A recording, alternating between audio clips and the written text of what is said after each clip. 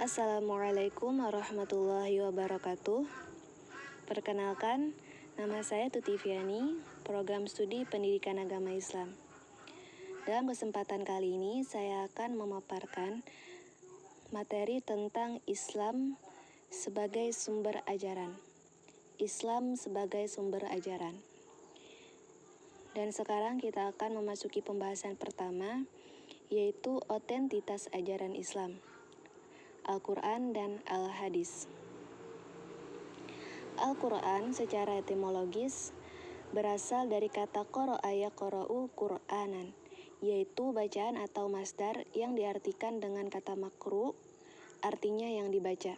Sedangkan secara terminologis, banyak definisi Al-Quran yang dikemukakan oleh para ulama, akan tetapi dari hal ini kita bisa melihat definisi yang dikemukakan oleh Abdul Wahab Khalaf, yang mana menurut beliau Al-Quran itu ialah firman Allah yang diturunkan kepada Nabi Muhammad dan melalui malaikat Jibril dengan menggunakan bahasa Arab atau menggunakan lafaz bahasa Arab dan maknanya yang benar, agar ia menjadi hujjah bagi Rasulullah bahwa ia benar-benar menjadi Rasulullah, menjadi undang-undang bagi manusia, memberi petunjuk kepada mereka yang menjadi sarana untuk melakukan pendekatan diri kepada Allah dengan cara membacanya. Dan yang kedua yaitu Al-Hadis. Hadis menurut bahasa yaitu baru. Ada juga yang mengatakan bahwa hadis itu menurut bahasa yaitu perkataan. Dan menurut istilah, ialah segala informasi mengenai perbuatan, perkataan, atau penetapan Nabi Muhammad SAW. Dan berdasarkan pengertian tersebut, hadis pun terbagi menjadi 3.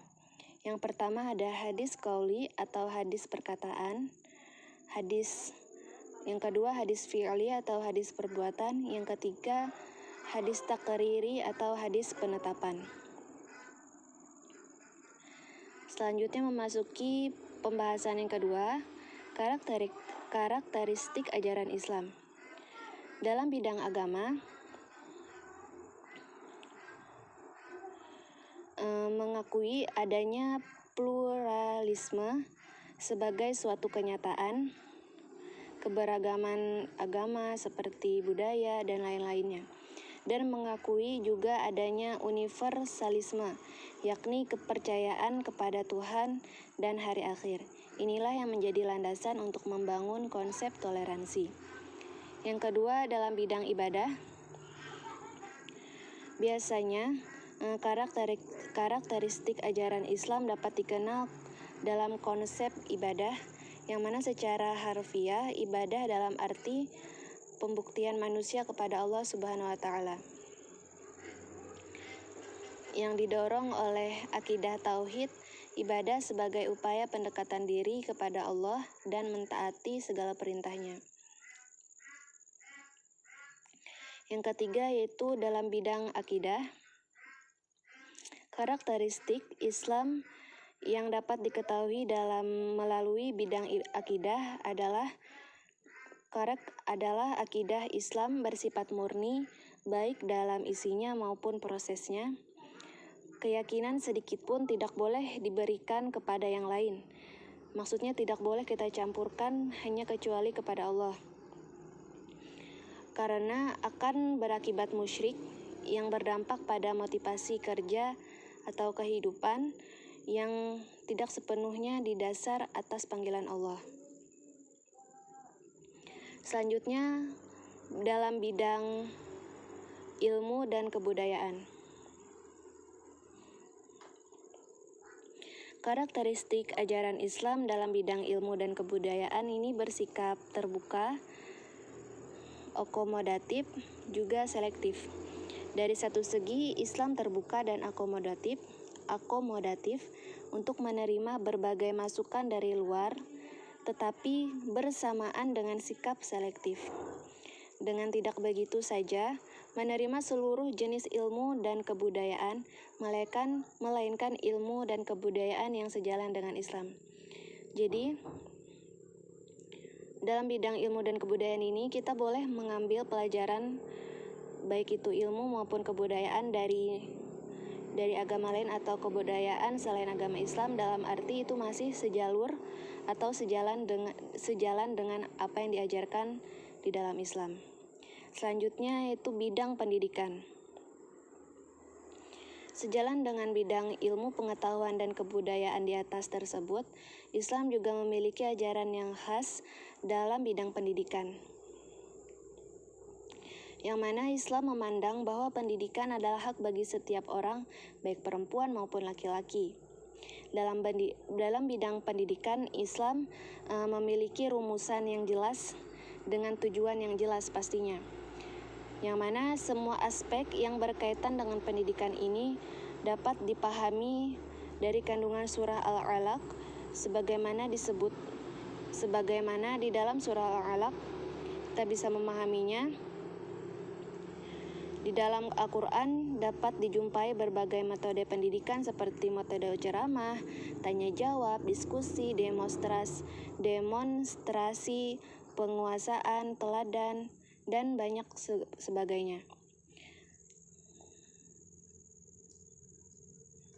Selanjutnya yaitu bidang sosial. Ajaran Islam di bidang sosial yang paling menonjol dalam kesejahteraan manusia, Islam menjunjung tinggi tolong-menolong, saling menasehati tentang hak dan kesabaran, terus kesetiakawanan, dan kebersamaan. Dalam ajaran Islam, derajat manusia bukan ditentukan oleh nenek moyangnya, melainkan derajat seseorang ditentukan oleh ketakwaannya kepada Allah Subhanahu wa Ta'ala. Selanjutnya itu dalam bidang kehidupan ekonomi.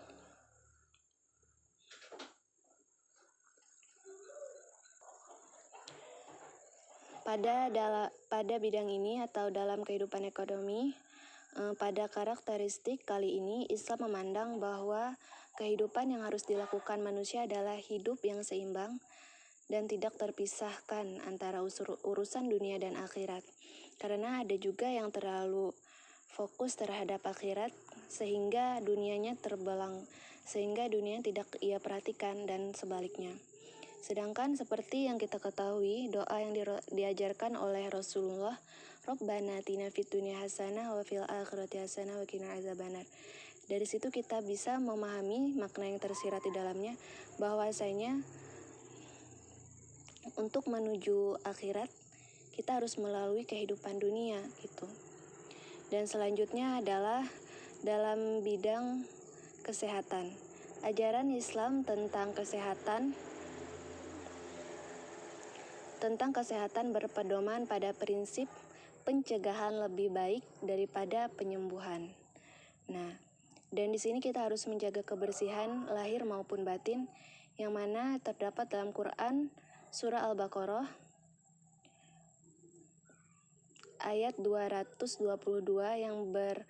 yang artinya sesungguhnya Allah menyukai orang-orang bertaubat dan senang kepada orang-orang yang bersihkan diri. Dan selanjutnya adalah dalam bidang politik. Ciri ajaran Islam dalam bidang politik dapat kita ketahui melalui konsepsinya. Dalam hal ini Islam tidak mengajarkan ketaatan kita kepada pemimpin.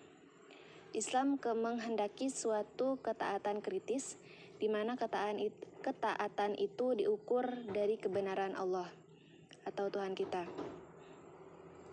Jika pemimpin tersebut berpegang teguh pada tuntunan Allah dan Rasul-Nya, maka wajib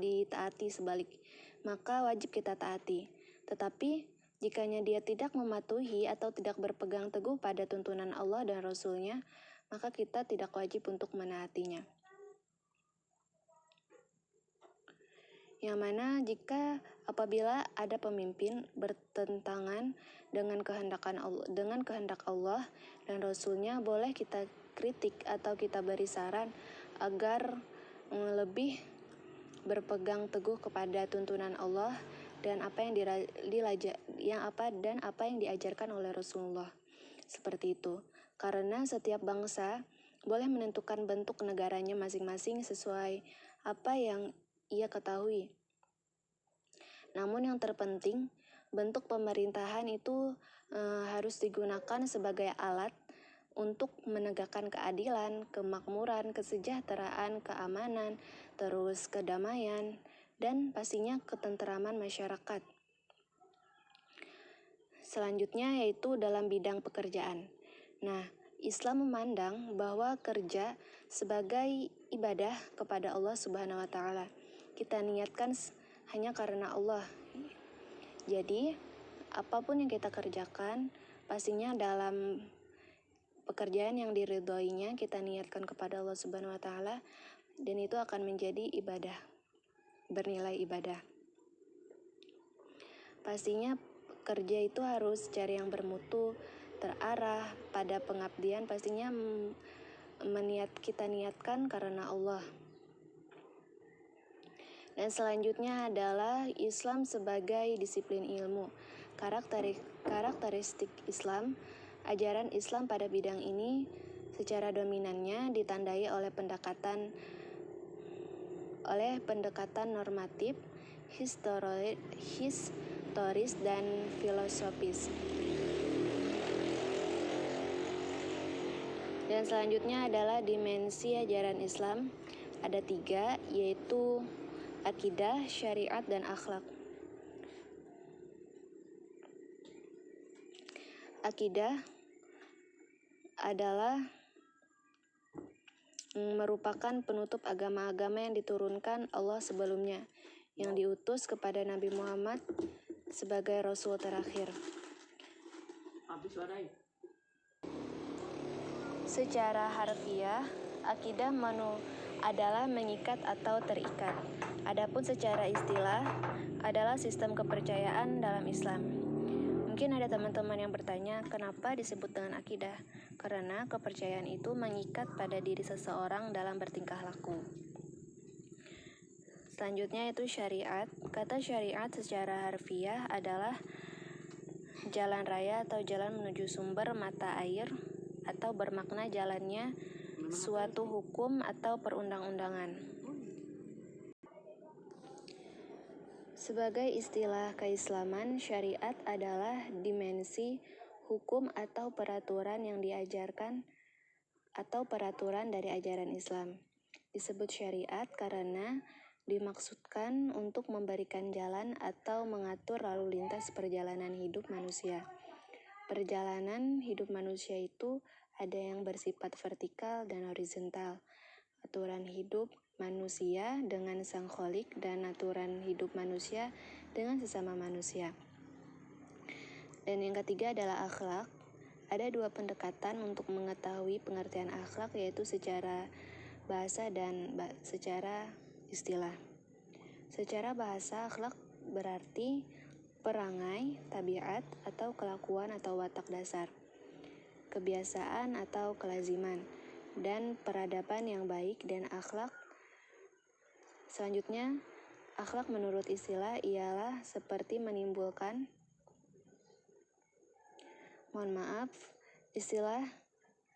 menurut istilah ialah seperti yang dilontarkan Al-Ghazali, akhlak ialah sifat yang tertanam dalam jiwa dan yang dapat menimbulkan macam-macam perbuatan dengan mudah tanpa memerlukan pertimbangan dan pemikiran.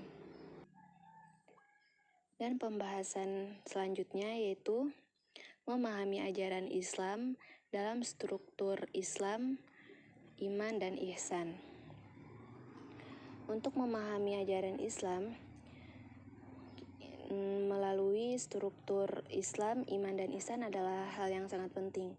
Karena Islam adalah inisial seseorang masuk ke dalam lingkaran ajaran ilahi, dan iman adalah percaya atau kepercayaan kepada Allah Subhanahu wa taala, kepada para malaikat Allah, kitab-kitab Allah, para rasul, hari kiamat, dan kepada qada dan qadar. Sedangkan al-ihsan adalah ajaran penghayatan yang sangat pekat akan hadirnya Allah Subhanahu wa taala dalam hidup dan ketika beribadah. Selanjutnya itu pembahasan selanjutnya Munculnya aliran pemikiran Islam yang mana karena perbedaan pendapat di antara kelompok Islam. Yang pertama, para sahabat Ansor atau golongan Ansor berpendapat bahwa khalifah harus dari pihaknya. Hujahnya bahwa Nabi Muhammad SAW berdiam di lingkungan kaumnya di Mekah selama 13 tahun.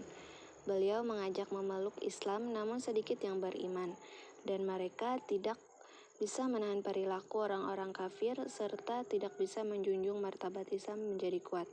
Hingga akhirnya Nabi Muhammad hijrah ke Madinah dan mendapat pertolongan dari sahabat Ansor.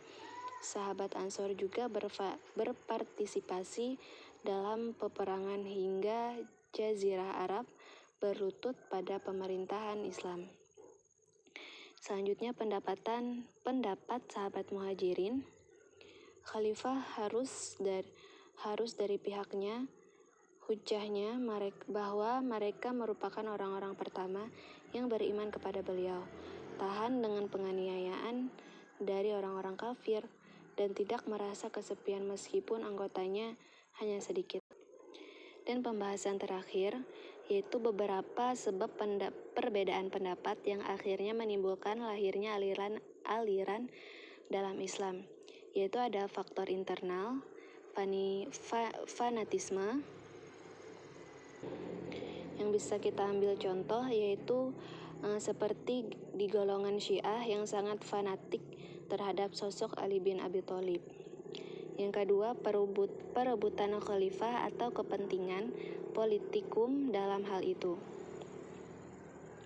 Yang ketiga, melakukan pembahasan masalah-masalah yang rumit. Faktor eksternalnya yaitu pergaulan kaum muslimin dengan penganut berbagai agama terdahulu dan masuknya sebagian mereka ke dalam Islam. Terus penerjemahan buku-buku filsafat. Baiklah teman-teman, mungkin hanya ini yang dapat saya paparkan dalam materi kali ini. Mohon maaf apabila terdapat kesalahan dan terima kasih atas perhatiannya. Akhirul kalam. Wassalamualaikum warahmatullahi wabarakatuh.